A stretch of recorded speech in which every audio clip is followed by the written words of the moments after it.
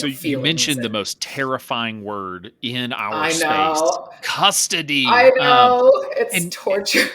yeah, so you made the decision to take custody, which I don't think a lot of advisors realize that this is a conscious decision that some firms make. We're all about avoiding custody if you don't want to have it.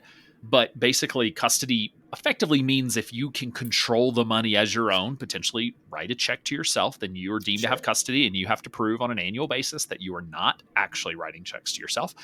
So can you talk about just what it means for you to have custody? What are the repercussions from a compliance standpoint, whether it be record keeping or an annual audit that you're ultimately accountable for at this point because you are providing the service to your clients? Yeah, it's been kind of, I think, nice for my mastermind group because they're like, oh, you can be the guinea pig for this and let us know whether it makes sense. And my advice is like, yeah, don't take custody unless it's really worth it and really essential to your practice. This client is, I think paying a type of fee that even like I have to spend a lot of money to, engage an auditor. It's going to be a lot of time. I'm like waiting any day for my surprise call. It really is a surprise audit. They don't tell you when they're going to come ask.